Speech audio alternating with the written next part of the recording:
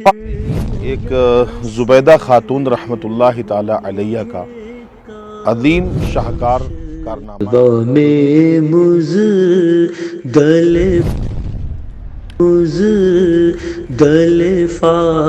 یہ نہر زبیدہ سے کنیکٹنگ اس کی نہیں تھی، یہ عین املاک وقف زبیدہ۔ آج تو ماشاءاللہ عرفات میں، مینا میں، مزدلفہ میں ہزاروں لوگ لنگر کرتے ہیں۔ مزدلفہ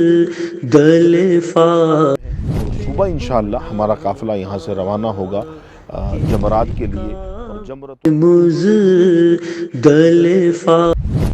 یہ کنواں بالکل مسجد مشعر الحرام سے متصل ہے۔ مغرب کا وقت تو عرفات میں شروع ہو جاتا ہے، لیکن عرفات میں مغرب کی نماز نہیں پڑھنی ہے۔ کیوں؟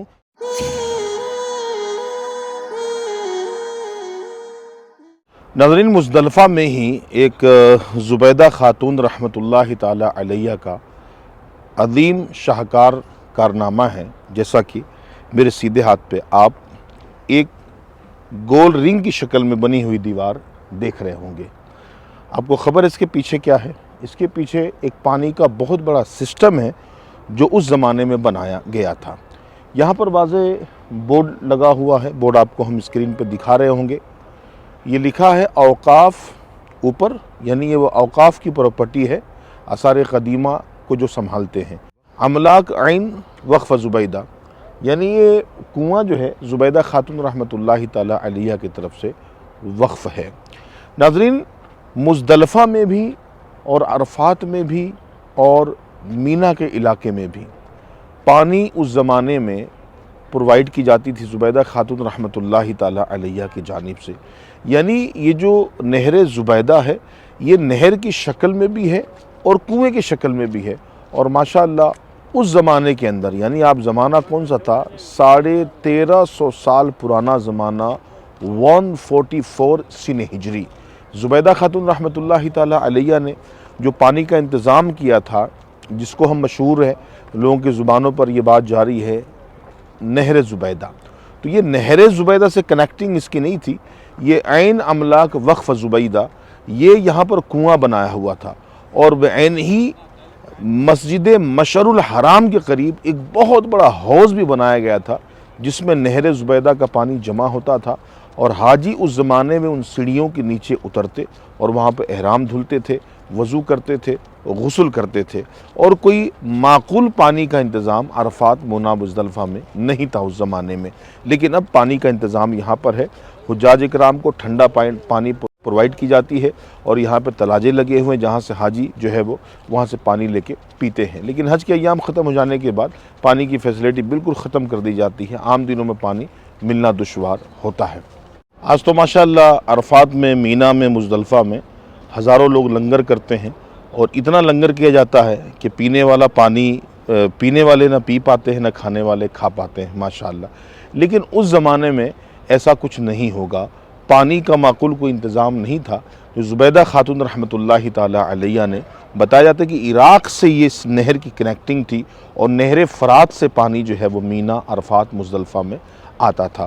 مزدلفہ کے اندر نہر زبیدہ کی لائن آج بھی موجود ہے، اور اس کے علاوہ آپ نے کنواں بھی کھدوایا تھا۔ بعین ہی یہ کنواں بالکل مسجد مشعر الحرام کے قریب ہے، اور بہت بڑا یہ کنواں ہے، اس کے اندر پانی کا ایک سسٹم موجود ہے۔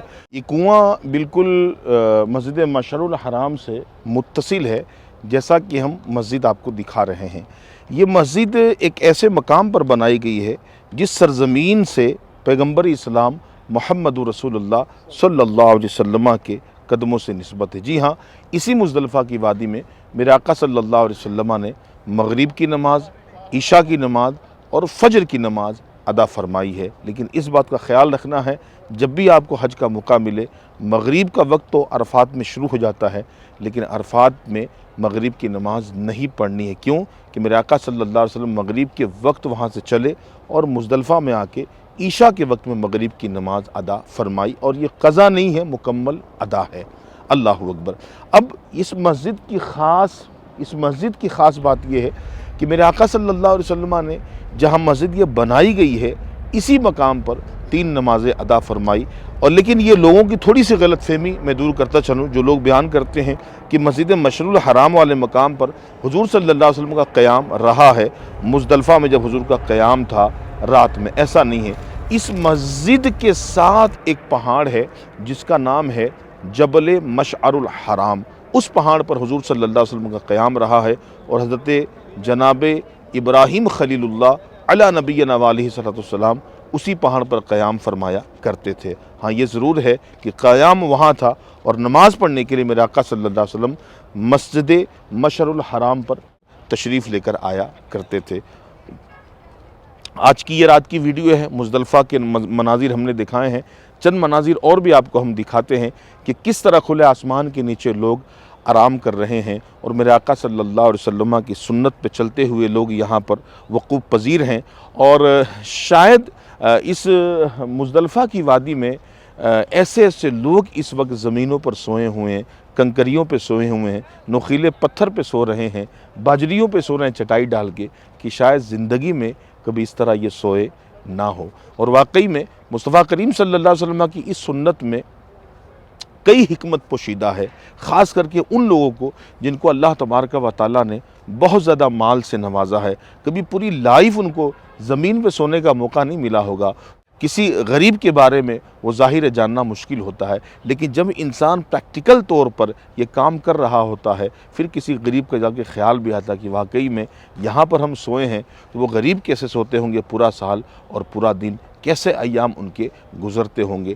یہاں پر مزدلفہ کی اس وادی میں کنکروں کے اوپر، باجری کے اوپر، گٹی کے اوپر اور روڈ پر جہاں جس کو جو موقع ملا ہے وہ آرام کر رہا ہے، سو رہا ہے۔ اس کے علاوہ اگر سونے کی بات کی جائے تو شاید نیند نہ آئے، لیکن یہاں پہ لوگ سکون کی نیند سو رہے ہیں، سوتے ہیں ان کے سائے میں، کوئی ہمیں جگائے کیوں۔ یہ فقط اور فقط جو نیند یہاں پر آ رہی ہے، فقط یہ میرے آقا صلی اللہ علیہ وسلم کی اس سنت عظیمہ کا صدقہ ہے کہ امتی اس نیت سے مزدلفہ میں وقوف کر رہے ہیں کہ پیارے آقا صلی اللہ علیہ وسلم کی سنت ہے۔ جب سنت پر عمل کرتے ہوئے بندہ کوئی کام کرتا ہے تو اس میں کبھی اذیت نہیں ہوتی، اس کو راحت بھی ملتی ہے، دنیا کا بھی فائدہ ہوتا ہے اور آخرت کا بھی فائدہ ہوتا ہے۔ یہی وجہ ہے کہ اس وقوف کے علاوہ کوئی چاہے اس طرح کہیں جا کے سو جائے بیابان جنگل میں یا صحرا میں یا روڈ پر یا کنکریوں پر، تو یقیناً اس کو نیند نہیں آئے گی، لیکن سب یہاں سکون کی نیند سو رہے ہیں، جس کو جہاں موقع ملا ہے وہ سویا پڑا ہوا ہے۔ آئیے کچھ مناظر ہم آپ کو دکھاتے ہیں۔ جلوہ میں مزدلفہ اور مینا کا دیکھوں، جلوہ میں مزدلفہ اور مینا کا دیکھوں، یا خدا حج پہ بلا۔